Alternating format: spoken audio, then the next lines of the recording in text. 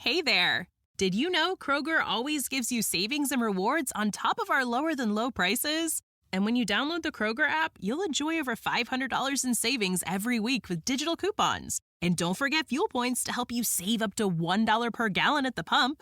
Want to save even more? With a Boost membership, you'll get double fuel points and free delivery. So shop and save big at Kroger today. Kroger, fresh for everyone. Savings may vary by state. Restrictions apply. See site for details. Hey there! Did you know Kroger always gives you savings and rewards on top of our lower than low prices? And when you download the Kroger app, you'll enjoy over $500 in savings every week with digital coupons. And don't forget fuel points to help you save up to $1 per gallon at the pump. Want to save even more? With a Boost membership, you'll get double fuel points and free delivery. So shop and save big at Kroger today. Kroger, fresh for everyone. Savings may vary by state. Restrictions apply. See site for details. Hi everyone, I'm Deb Flashenberg. Welcome to Yoga, Birth, Babies, a podcast produced by Prenatal Yoga Center. We will be diving into everything prenatal yoga, birth, and baby related, hoping to inspire, educate, and empower you through your journey into motherhood. Thank you for listening. Hi, I'm Deb Flashenberg. I'm your host of Yoga, Birth, Babies. And today we're going to talk about parenting. We're going to talk about why we need to talk about how we really feel about parenting. And I will just say from my own experience, sometimes it's really hard. Sometimes I feel challenged by it. Sometimes I don't always like it. So to have this conversation, I speak with Rachel Bailey. She's a second-time guest speaker here at Yoga Birth Babies, and she's also a parenting specialist who has been serving families for over a decade. Besides being a mother of two, she also has a master's degree in clinical psychology, a certification in positive discipline, and has provided services as an ADHD coach, in-home mentor, and therapist.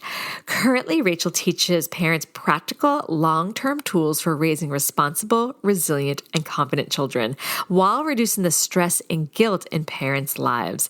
So Rachel and I really dive into what it is to be a parent nowadays. It's different than it was several decades ago as many of us were growing up. The expectations are different from both our children and ourselves, and society puts on us as parents. We talk about finding actionable steps when we feel discomfort in the parenting role. It's a really wonderful conversation that I think you're going to get a lot out of. Before we get to that chat, I want to say thank you for all those that have reached out and said you have been really getting something out of our free downloadable. So if you don't know it, run to our website and download 5 simple solutions to the most common pregnancy pains. And I should say it works perfectly well for postpartum as well. So I know that it's not realistic to try to get to a yoga class every day, no matter how long the class is, but chances are something in your body might feel a little achy or pain. And I've got this downloadable that can identify things from your back to your hips to your neck, all the different parts of your body that might be giving you a little feedback that they need a little bit of love and attention. So you can download that. When you feel something going on, you now have a solution. I also want to say thank you for those that have been leaving a rating or review. I've been on a call of action to try to have people express how they've been feeling, and it's been beautiful. It helps people find the podcast, and I don't take for granted that it takes effort and time to leave a rating or review, so I want to say thank you for that. And then the last thing I want to share is that we've decided to keep a lot of our online teacher trainings online. For a while, I was thinking I was going to put it in person for March and April, but I've decided it's best to do it online. I've also found that having this teacher training online has really, really expanded our community. Not only the teacher training, but our classes online as well. We have people, I've counted up in the last 2 years since everything switched online, we have now had students and teacher trainees from 15 different countries. I find that amazing and beautiful, and it just makes me happy. So our teacher training is going to stay online a little bit longer, as will our classes. Our prenatal and postnatal yoga are online. I don't see any reason to ever take them offline. Many of our workshops are online, and we've also created an on-demand library. So many of our workshops you can grab on demand and watch on your own time. Make it fit your schedule. So I'm really excited to offer that. You can check that out at prenatal PYCYogacenter.com. That's also where you can grab the downloadable. Okay, we're going to take a super quick break. And when we come back, enjoy my conversation with Rachel. Hey there. Did you know Kroger always gives you savings and rewards on top of our lower than low prices? And when you download the Kroger app, you'll enjoy over $500 in savings every week with digital coupons. And don't forget fuel points to help you save up to $1 per gallon at the pump. Want to save even more? With a Boost membership, you'll get double fuel points and free delivery. So shop and save big at Kroger today. Kroger, fresh for everyone. Savings may vary by state. Restrictions apply. See site for details. Hi, Rachel. How are you? Hi, I'm excellent. Thank you. I'm really excited to chat with you. I know we did a podcast about almost 2 years ago. And when I think it was your assistant reached out with this particular topic, I was all over it. So I'm really excited to talk about why we must talk about how we really feel about parenting sometimes. My husband and I talk about that a lot. Yeah, we talk about it within our families, but we don't usually go outside of our families, right? Yes, and that's what we're going to dive into. But before we get into that, I would love to hear a little bit about you and how you got into working with parents. Yeah, so it's interesting. I actually didn't plan ever on working with parents, and I didn't even think I wanted to be a parent myself for most of my life. But I was going into the field of psychology actually to be a neuropsychologist. That was my goal. But I was married and everything was going well, and I ended up getting pregnant along the way. So I never did get into neuropsychology, although I use everything I learned in what I do now. But what happened was at that point, I was actually a therapist for teenagers mostly. I was seeing kids and I was seeing adults, but I was seeing a lot of teenagers. And as I saw the need that parents had to know how to, handle situations, from the small things like my child keeps forgetting their homework to the big things like my child is sneaking out or they have these huge emotions. So this was maybe 12, 13 years ago now, and there weren't that many people supporting parents. So I actually stopped doing what I was doing at the time to shift to working with parents. And I've been doing it and loving it ever since. I think you hit on something really big, that the idea of supporting parents. I feel like that is something highly underserved as a parent. I feel like I have, friends that we kind of talk together about our challenges, but I don't feel like there's a lot set up to support parents. I think there's stuff about how parents can support their kids, right, but not how parents can support themselves. So I guess we should talk about why we're so afraid to talk about this and how we really feel about parenting, because I think it's a lot harder than I had anticipated. And I don't think I'm alone in that. Absolutely. You think parenting is harder, or you think talking about parenting? Probably both. Right? Yes, exactly. Yeah, I think we don't talk about it for a few reasons. I think social media plays a really big part in it because we see everybody else on social media seems to be doing fine. So we don't necessarily want to acknowledge that we're not doing fine. I think too, we get the messaging that you're supposed to love parenting. Like, you hear those stories, or you're in the store and someone comes up to you and says, it goes by so fast. Don't take it for granted. It'll fly by. So we get this messaging. And then I think more generally too, as women, we're kind of taught not to complain. Like if you're complaining, you're weak, or, you're selfish, or so many other people have it worse than you do. So I think there's so many components, but those are just a few. Mm-hmm. Yeah, and let's also talk about maybe the preconception of parenting, because I teach pregnant folks, and I have to really check myself of not sounding negative, because a lot of them are first-time parents, and I don't want to scare them. They made this choice, and they may have their own preconceived ideas. So maybe I'm doing them a disservice. So let's kind of hash that out. But yeah.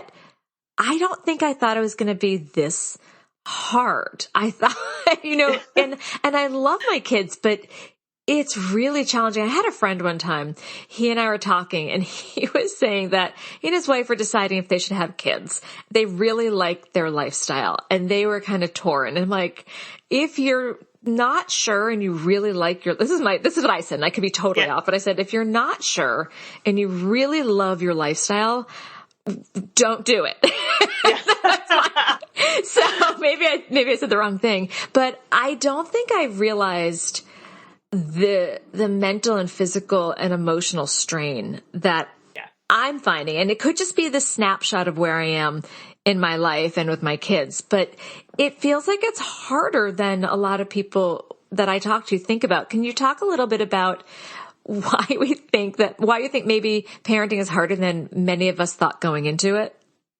I think it would depend on who you ask too. I think it's partly our expectations going into it, but I find that the people who have the hardest time, and I'm one of these. So if you are too, there's no judgment. But those of us who sort of lose ourselves in parenting tend to have the hardest time. We don't realize that we can let it, if we don't intentionally stop it, it can take over our identity, our lives. We're exhausted.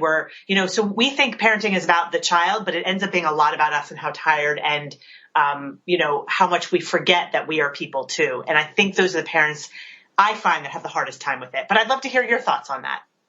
Yeah, I feel like I have my own identity. I own my business. I'm very proud of it. I'm very invested in it. I carve out time for myself.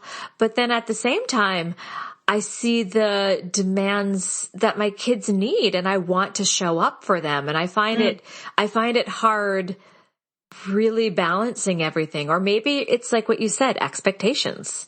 I do think it's about expectations for sure, because, the other thing is expectations of our kids, like what we expect they're going to demand, but expectations of ourselves. And I think our generation is unique. And I don't know generations younger, how they're fully going to turn out yet, but our generation is unique in that we've been told that we do have to meet all of our kids' demands and we have to meet them. And by the way, you don't have a community to support you. So you have to meet all their demands and you have to kind of do it alone because you don't have the neighbor's house that they can run to if you're not available. You have to be the one to do it. And these are just expectations we have of ourselves.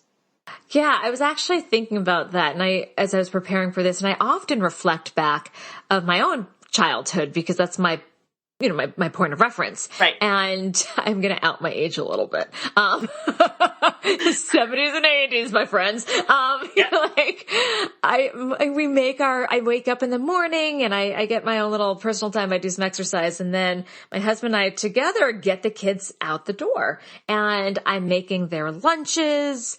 I check in with them like, is your bag packed? Make sure my son, I'm like, make sure you have your trombone, you have music today. And then I think and this is not a dig on my mom, but I woke up and it was like the third grade, my son's in fifth, my daughter's in second. There would be a quarter on the table. Right. Exactly right. And I would open the door and walk to the bus stop. And and again, so maybe. That's exactly right. Yep.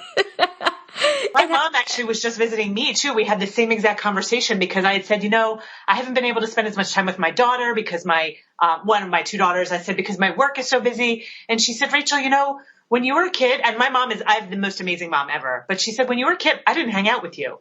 I just didn't. It wasn't something we did. I didn't hang out with you and you turned out great. It's such a different expectation on our generation. So let's go deeper into that because I do think, maybe it is something because I look back you're right. I didn't hang out with my parents. No. I do remember watching some TV shows. Again, I'm going to date myself. I was really young. I remember watching MASH with them. And I was like, oh, I love that. But my kids, and maybe it's about boundaries, but I definitely feel like we spend a lot of time, when my kids were littles, I would hang out on the floor with them as they did tummy time and as my son played with blocks and stuff. And again, it could be memory, but I have no recollection of my mom just sitting on the floor with me. Again, I probably wouldn't at that age. It didn't happen. Yeah, because our parents' generation was not told that they should. Absolutely. It was very, very, very different. So let's talk about that. Expectations. So what are these expectations? How can we adjust ourselves so that we can, maybe I'll be so bold, say enjoy parenthood a little bit more? And let's go there. Expectations, enjoy parenthood. I think we have to really define for ourselves what our expectations are. This is one of the things I do in a workshop that I teach actually is having you figure out who you want to be as a mom, or dad or parent, not what other people tell you, but who do you want to be? And you have to measure yourself against that, not against what other people tell you want to be. And it's very funny because I do this exercise where I say, what do people tell you should be as a parent or caregiver? And who do you actually want to be as a parent or caregiver? What do you think is a good caregiver? And it's funny because those are usually very misaligned and we live our lives trying to be what we should be rather than what feels good to us. So I think we need to define for ourselves what makes a good mom or dad or grandparent, whatever it is. We need to define that for ourselves. Go deeper into that. So I like that people are now maybe listening to this and thinking, okay, what does that look like? So can you describe a little bit more about what you want people to think about when they're making these ideas? Yeah. Do you know what I do is I actually have them do some exercises where they think about if you fast forward, you're 90 years old and you're sitting in a rocking chair on your porch. What would you look back on your life and say, hey, I'm so glad I did that. And I'm sorry I did too much of that. So sort of fast forward and look back, and we can align our lives with what we think makes sense. And a lot of people will say, you know what? I think a quote unquote good parent is that someone who actually takes time for themselves. Someone who, because I know you're good at this, but most parents I work with are not so great about taking that time, or they feel like they do have to be on the ground with their kids. But really, that's not what they believe internally. And if they look back on their lives, they won't regret that they weren't on the ground with their kids playing with them. They may regret that they didn't take more time to do things for themselves so that they could be more present when they were there. Because I find our generation is around a lot more, but we're paying attention a lot less because we're around them so much. Yes. I want to go deeper into that because I agree, because I have to make decisions that when I'm with them, I have to be with them, because I can be with them and either mentally be checked out or literally be like reading a book sometimes. And in my mind, this might sound like craziness. I'm like, I'm reading a book, not my phone. Isn't that better to show them it's a book? So I'm justifying. That's right. It's just craziness. But then in my brain, and maybe this is similar to other folks, I often think, how are my kids going to remember their childhood? And I want them to think that I was really present with them and really supporting them. And so that's where I have these expectations. And then at the same time, I also think parenting is really hard. But again, it could be because I'm putting these expectations on myself. I feel like I'm talking in circles.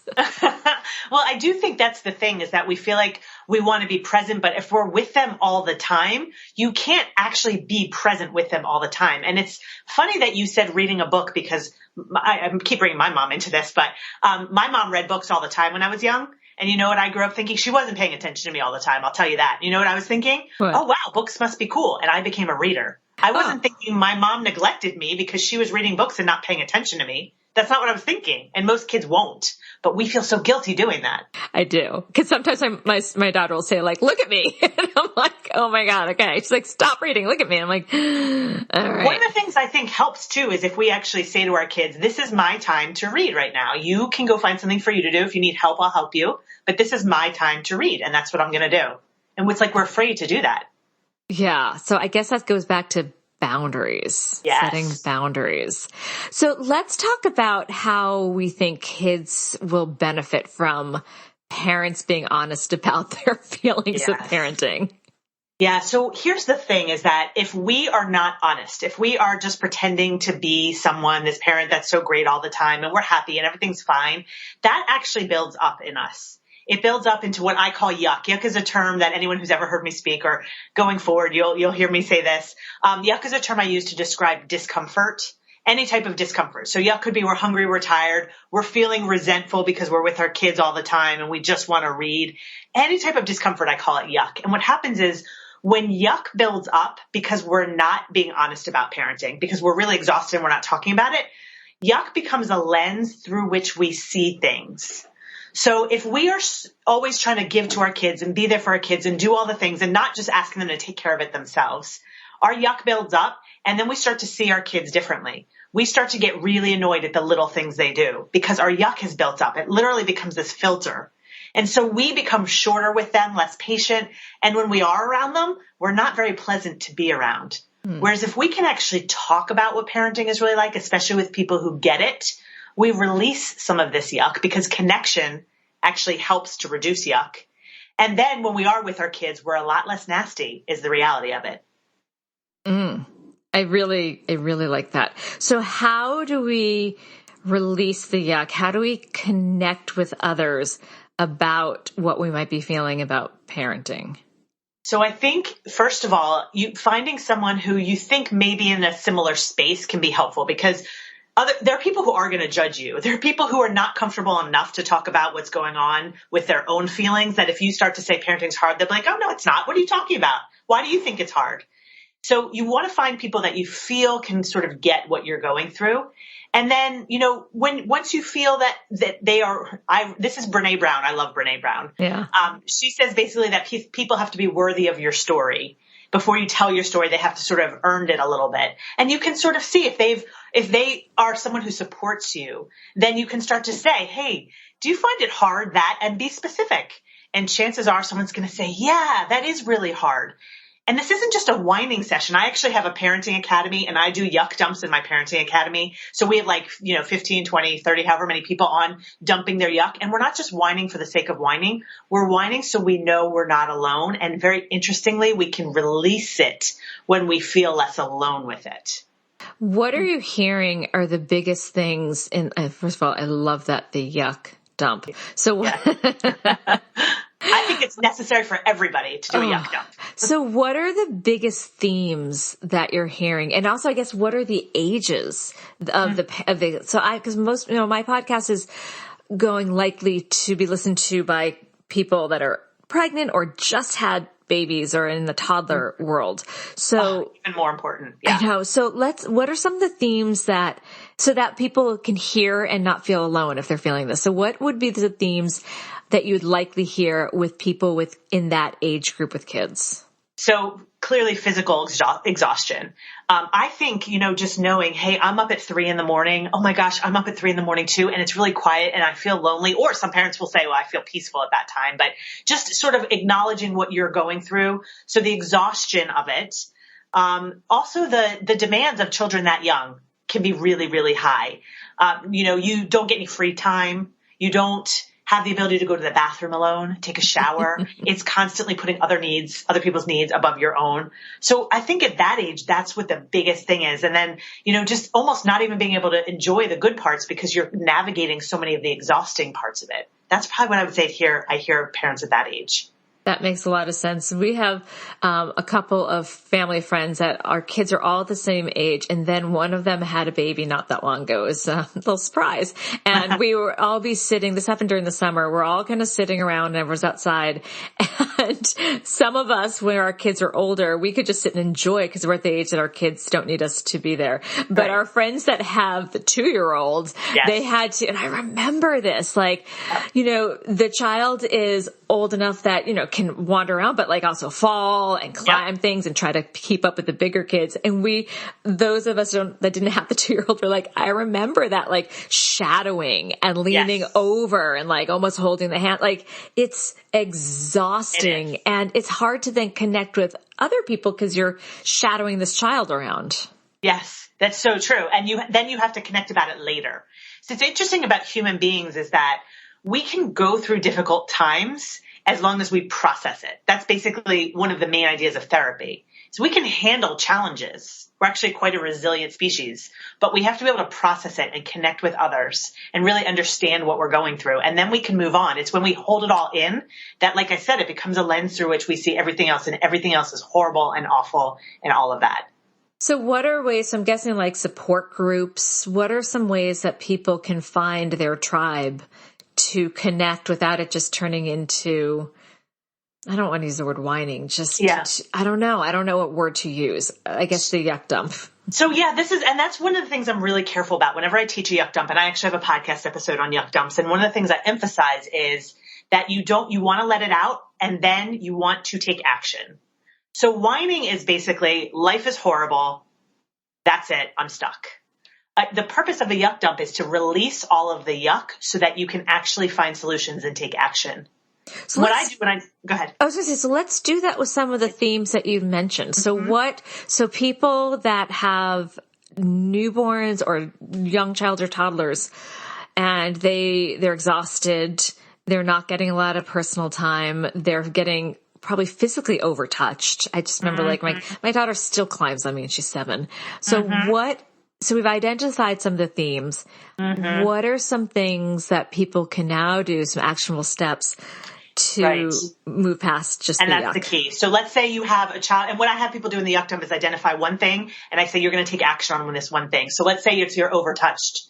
So what are you going to do about the fact that you're overtouched? Run and hide. No kidding. You know what? Honestly, to me, as a psychologist, you do actually need to get some space to yourself at a certain time in the day, because otherwise that overtouch is actually you're going to get oversensory. You're going to be overwhelmed yourself, and that's not going to go well.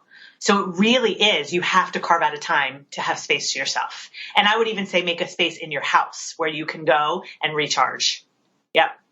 Okay. So it's really about what I have people say, I have people identify one part of the yuck that they have control over. And that is one thing I will back up. A yuck dump, one of the things I have people do once they dump all of the yuck is I say, okay, put this in 2 columns.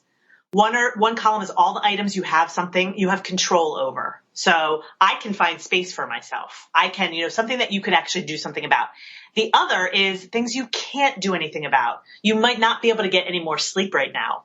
So we actually we put it into 2 columns, and then I say you're going to take action on one of these.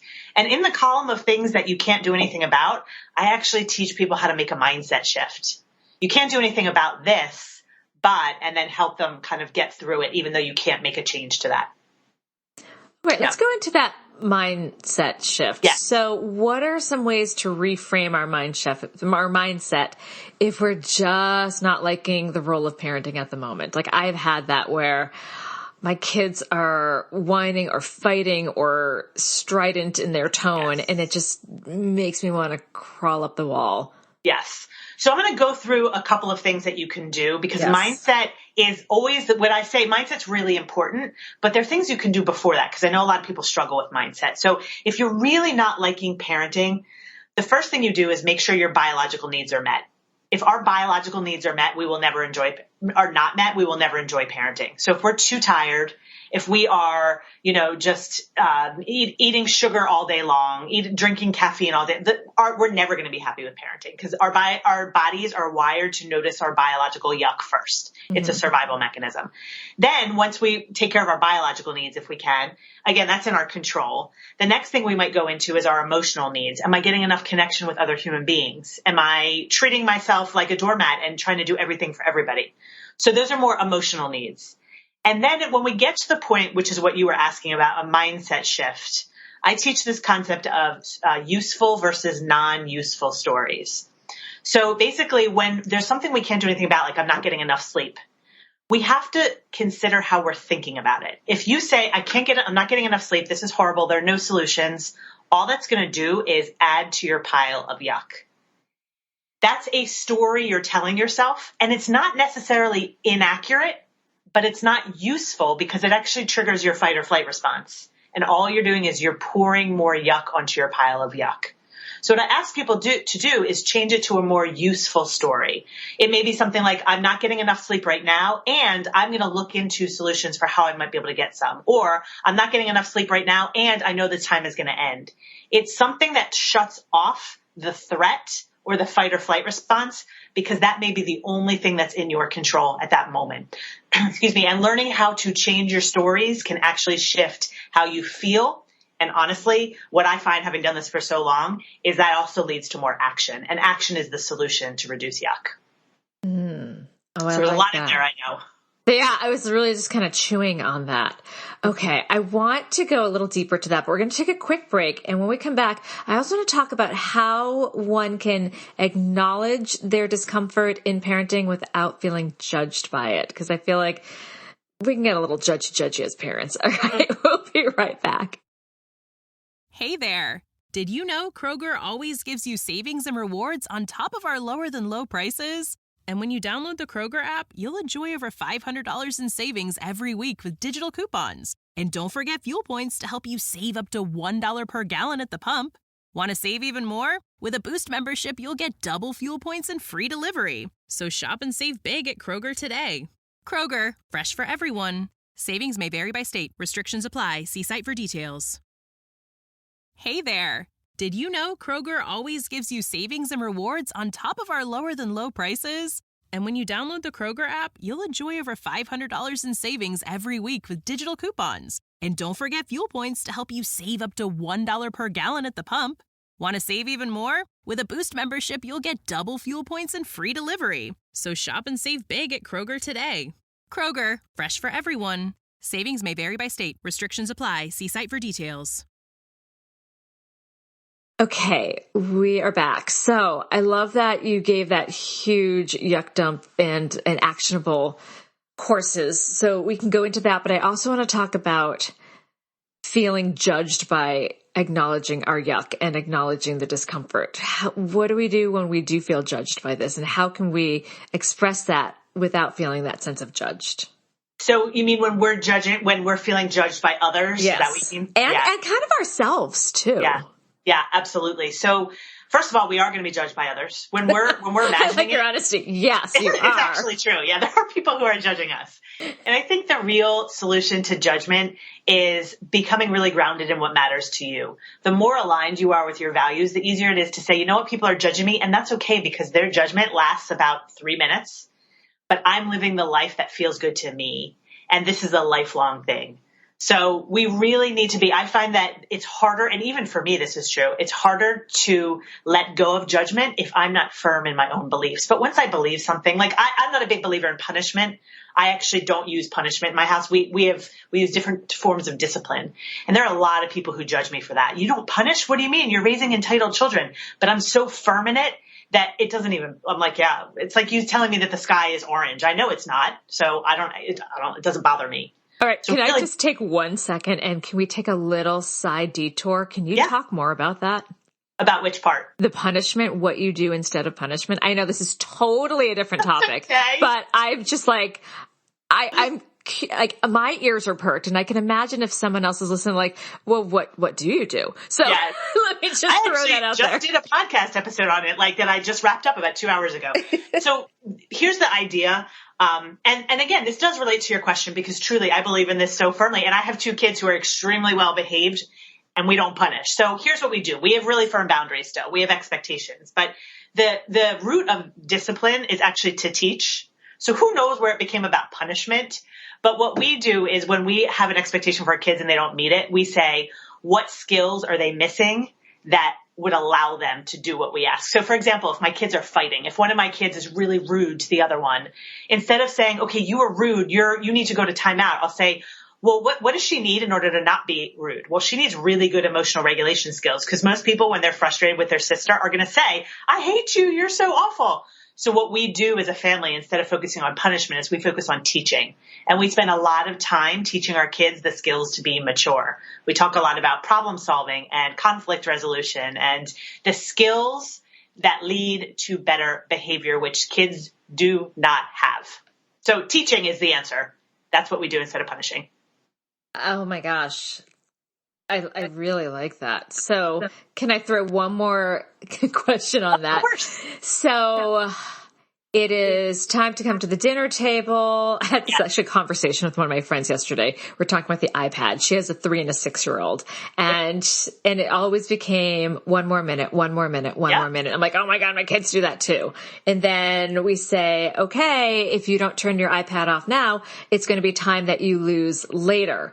Yep. So that's a punishment. So what's a more teachable way to do that? Oh, 100%. I have got you on that one. The reason kids don't get off of their iPad is because the executive functioning skill they're missing is transitions. So I don't want to get us too far off topic. So if I'm starting to get there, you let me know, but this is a really good one. So basically the brain craves closure of an activity. So just like us, if we're having a conversation with a friend and our child interrupts us, we're right in the middle of the conversation, we're going to get really annoyed. But if our child lets us wrap up the conversation, then we're happy to turn our attention. The brain is goal-oriented, so we crave closure. So what happens with kids on their devices is that they're right in the middle of something. Usually it's a video game or something that doesn't have a clear end point. Correct. And that's why you're getting so much resistance. So they are actually doing what their brains are wired to do, which is try to get to a closure point.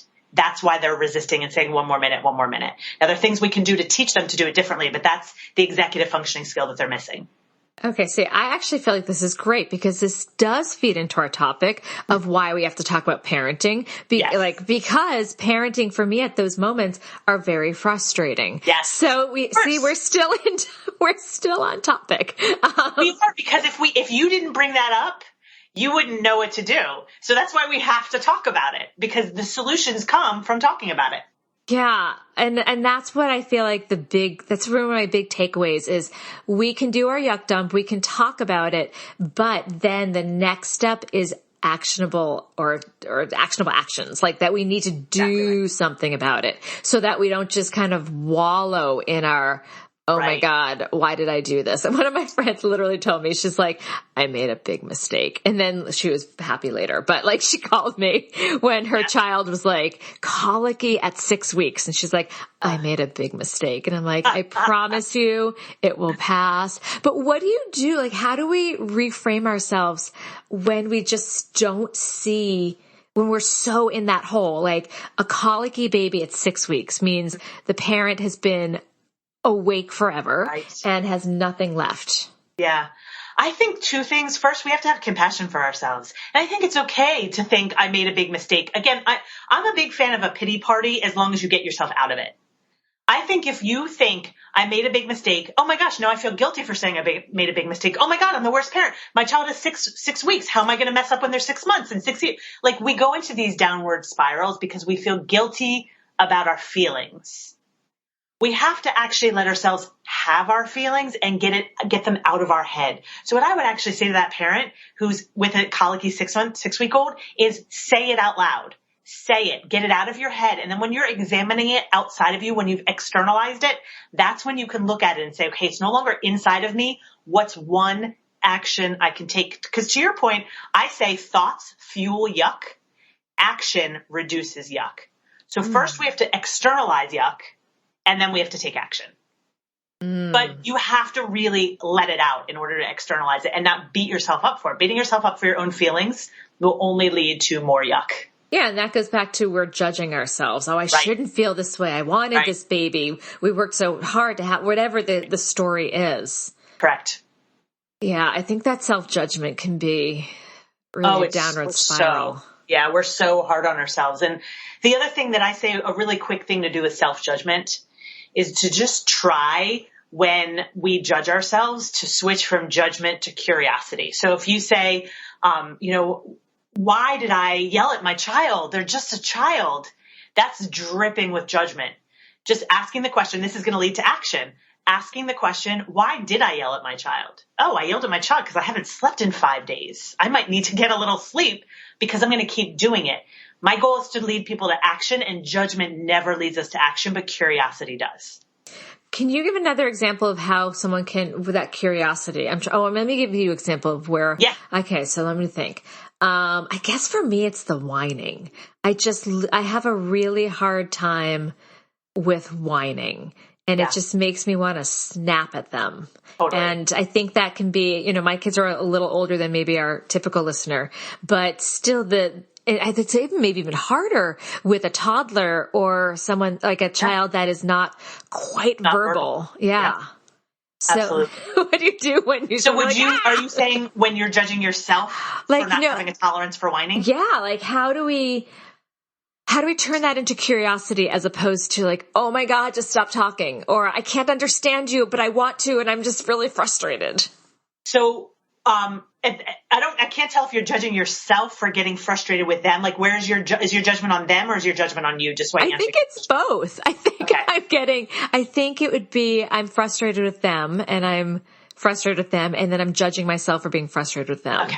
So here's what I would do in that situation is start with the judgment on yourself, and then we'll get to the judgment on them, because you can't do better by your children if you're in yuck. Okay. So if you don't work on why you're judging yourself, you won't actually be able to do better by them. So what I would do is, instead of saying, gosh, why can't I handle the whining? Say to yourself, why can't I handle the whining? So I would ask you that. What is it about the whining that bothers you? It is the sound. It really, it is funny because my mom said I was a huge whiner as a kid. So I'm like, oh, it's payback. But it's literally the sound. Like, it's not even the sentence of what they're saying.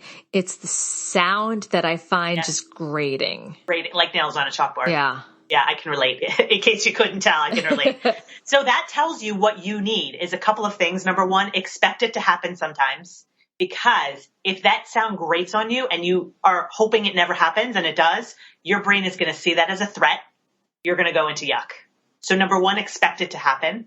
Number two, I'm teaching you all the tools I teach parents, make what I call a when-then plan. How do you want to handle it? And decide outside of the moment what you need when you hear that sound. When I hear that sound, then I will blank. And you have a plan ahead of time that you walk away, that you say something to them, but your measure of success can't be that they change because you can't make them stop whining. Right. Right. No, that's actually something I have taken years to grasp, but like the change has to come within me. I cannot ever be responsible for how someone else behaves. That took a while as a yoga teacher. That was the foundation of my understanding. Yes. And I think that's helpful for parents that are working with kids that are nonverbal. Like there's only so much you can expect from them. Exactly right. And our expectations determine the level of threat. If we expect them to whine and they do, we're like, oh yeah, I knew they were going to whine. They did. If we don't expect it or if we resist it and they whine, our brain then goes, oh, that whine is a threat. And then honestly, it's even more grating because not only is it the sound, but it's like, I didn't want this to happen and now it's happening. So expectations are huge, and knowing how to handle it when it does come up can make us feel more in control.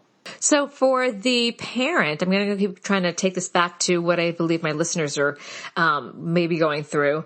What do they do when they do have that child that they can't really, they're too young just to kind of leave? I guess they could always put them in somewhere safe, like, like a swing or a pack and play or their crib or something. What do you do when they just need a breath? Or I'm going to be honest. Noise canceling headphones can be a lifesaver. You're right there. You're in the room. You can see your child, but you might need a 2-minute break with headphones on. Absolutely. Huh. I know parents who do that. Yep. Huh. I never would have thought about that. I want to go get some of those. You should. You totally should. And then they're going to be like, why are you with older kids? Then you really know they're safe. But even, a young child, as long as you can watch them, it's totally safe. You're right there. Oh, that is a golden tip. Oh, I feel like I've gotten so much out of this. So you are really quite the expert about the why we must talk about how we really feel about parenting. Is there anything that I haven't asked that you think is really essential for parents to be able to really authentically be themselves in the world of parenting? No, I think it's really, I would say the theme of what we talked about is expectations of ourselves. If they're too high, then we're always going to judge ourselves. And then expectations of our children also, that sometimes they are going to misbehave or whine or do something we don't want. And that it makes it so much easier when we shift the way we think things are going to be. And when things don't go well, we do have to talk about it and we have to release it so that we can move on and take different action. And then I'm going to say something that just popped into my mind as you were saying that is also just how temporary it is. So there's been days that I'm like, parenting, and recognizing that it's all temporary, that there's moments that I adore when my kids cuddle with me. And one of our big things is playing card games. And I love that. And then there's times that I'm just like, please don't make me play another card game. So that it's all going to be temporary, these feelings. Yeah. Absolutely. It is important to remember it's hard in that moment that it's temporary, especially when it's been 6 weeks of a colicky child. It's so hard to remember. Yes. And it really is. Okay. I have one more question for you, but we're going to take a quick break. But when we come back, what is one last tip or piece of advice you'd like to offer new and expectant parents? It can be anything as a parent, as a professional in this world, whatever you think. We're going to take a quick break. We'll be right back. Hey there! Did you know Kroger always gives you savings and rewards on top of our lower-than-low prices? And when you download the Kroger app, you'll enjoy over $500 in savings every week with digital coupons. And don't forget fuel points to help you save up to $1 per gallon at the pump. Want to save even more? With a Boost membership, you'll get double fuel points and free delivery. So shop and save big at Kroger today. Kroger, fresh for everyone. Savings may vary by state. Restrictions apply. See site for details. So what last golden tip would you like to leave our listeners with?